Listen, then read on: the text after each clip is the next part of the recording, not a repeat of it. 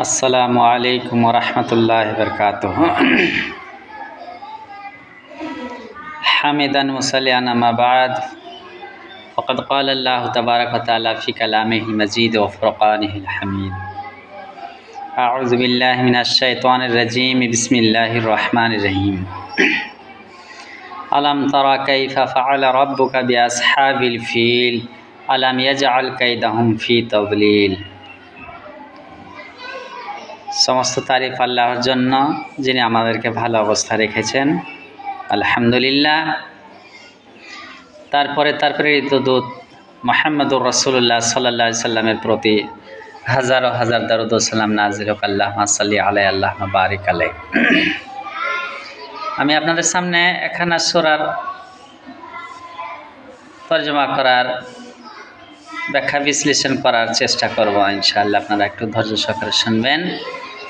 আল্লাহ পাক রব্বুল আলামিন বলেন, আলম তারা কাইফা ফাআলা রাব্বুকা বিআসহাবিল ফিল। আপনি কি দেখেছেন?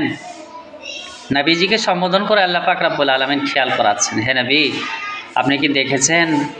আলম তারা কাইফা ফাআলা রাব্বুকা বিআসহাবিল ফিল, তোমার রব ওই হস্তিনেওয়ালাদের সাথে, হাতিওয়ালাদের সাথে কীরকম ব্যবহার করেছেন।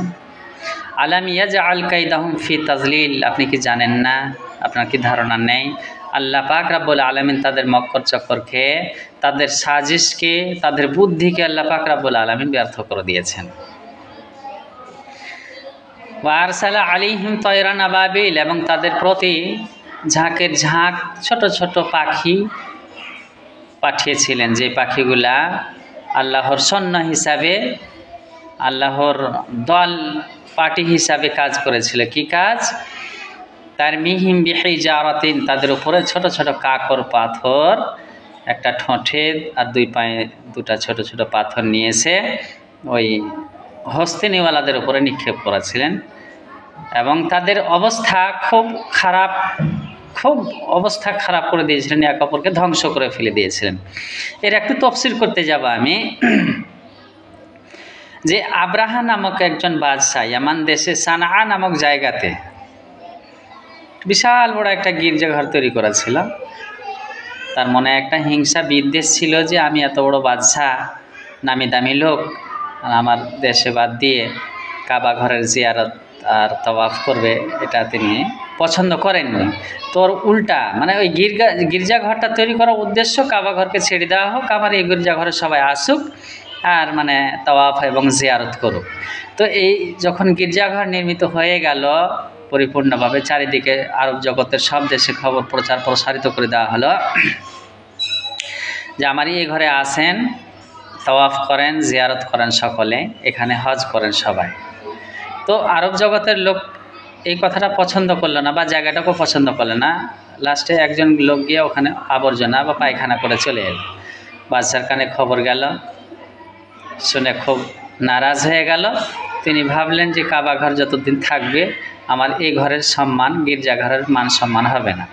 তো 13টা-12টা হাতি নিয়ে কাবা ঘরকে ধ্বংস করার উদ্দেশ্যে চলল। পথিমধ্যে অনেক বাধাবিঘ্ন, অনেক কথা আছে। মক্কা শহরে বা মক্কা নগরীতে পৌঁছার আগে আব্দুল মুত্তালিব তার সাথে খুব কথাবার্তা বললেন, ভাই তুমি কাবা ঘরের উপর হাত দিও না, কুমন্ত্রণা বা খারাপ মন করিও না, আল্লাহর পক্ষ থেকে আযাব গজব আসবে, তোমাকে বাধা দিচ্ছি, তুমি এই কাজে যেও না। বাধা শুনেনি, তোমার আল্লাহ কিভাবে আমার সাথে পাল্লা দিছে, আর তোমার আল্লাহকে দেখে নেবা আমি। এই বলে কাবা ঘরকে ধ্বংস করার জন্য ওয়াদিয়ে মাহশারে যখন এই হাতিওয়ালারা পৌঁছিল, তখন আল্লাহ পাক রব্বুল আলামিন এই ছোট ছোট পাখির দ্বারাই ওই আব্রাহা সহ তার সৈন্য সামন্ত যারা এসেছিল লাই লস্কর সবাইকে ওই ছোট ছোট পাথর, একটা মুখে ছিল, দুই পায়ে ছিল, যেটা যার উপরে নিক্ষেপ করে। এখনকার যেটা আমরা জানি বম, পিস্তল, তফ, মিসাইল ইত্যাদি, এর চোট যেমন লাগে, এর আঘাত যা লাগে তার থেকে বেশি আঘাতে ওই সমস্ত পাথরগুলার যারা নিক্ষেপ করতো পড়তো, কিন্তু আঘাতের চাইতে বেশি যাকে লাগতো সেই ধ্বংস হয়ে যেত। এমনকি আব্রাহা নিজে সানআ পর্যন্ত পৌঁছতে সে দুনিয়ার বুক থেকে বিদায় হয়ে গেছে।